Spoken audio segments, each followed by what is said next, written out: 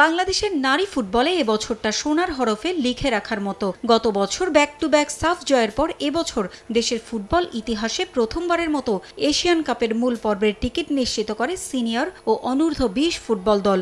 সাগরিকা তৃষ্ণাদের হাত ধরে কদিন আগে সাফের শিরোপাও ঘরে তোলে অনূর্ধ্ব 20 দল। এবার অর্পিতা বিশ্বাসদের সামনে চ্যালেঞ্জ সিনিয়রদের পথ ধরে অনূর্ধ্ব 17 পর্যায়ে ভুটানে সাফের শিরোপা জয় করা। 2024 সালে এই আসর হয়েছিল অনূর্ধ্ব 16 পর্যায়ে। সেবার চ্যাম্পিয়ন হয় বাংলাদেশ। এবার তা হচ্ছে অনূর্ধ্ব 17 পর্যায়ে। 1.5 মাসের প্রস্তুতি সম্বল করে ভুটানে এসেছে বাংলাদেশ অনূর্ধ্ব 17 ফুটবল দল। গত বছর অনূর্ধ্ব 16 সাফে খেলা বেশিরভাগ ফুটবলারই আছেন এবারের দলে, বাকি 9 জন নতুন মুখ।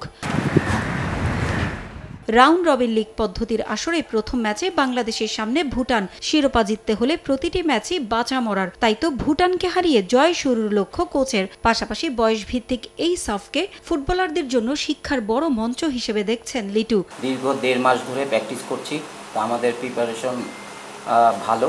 আমাদের মেয়েরা জানেন যে ডে বাই ডে ইমপ্রুভ করছে। 15-17 এটা ডেভেলপমেন্টের জায়গা, তো এটার সময় মেনলি 6 মান্থ হলে খুবই ভালো হয় এবং আমাদের এটা লার্নিং প্রসেস। এখান থেকে আমাদের মেয়েরা অনেক কিছু শিখবে। সমুদ্রপৃষ্ঠ থেকে 2300 মিটার উঁচুতে ভুটানের রাজধানী থিম্পু। কন্ডিশন বরাবরই চ্যালেঞ্জিং থাকে প্রতিটা দলের জন্যই, তবে আগে ভাগে ভুটানে আসায় অনেকটাই মানিয়ে নিয়েছেন ফুটবলাররা। দেশের নারী ফুটবল ইতিহাসে এবার সবচেয়ে বেশি ফুটবলার খেলছেন ভুটানের লিগে। ঋতুপর্ণাদের সাফল্যে অনুপ্রাণিত অর্পিতারাও। আমরা ম্যাচ বাই ম্যাচ চেষ্টা করব ভালো খেলার।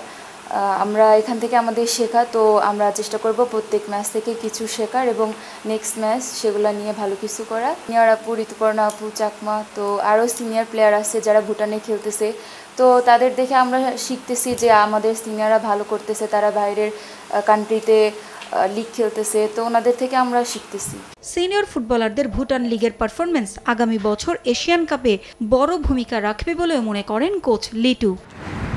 পারভিন আক্তার, সময় সংবাদ।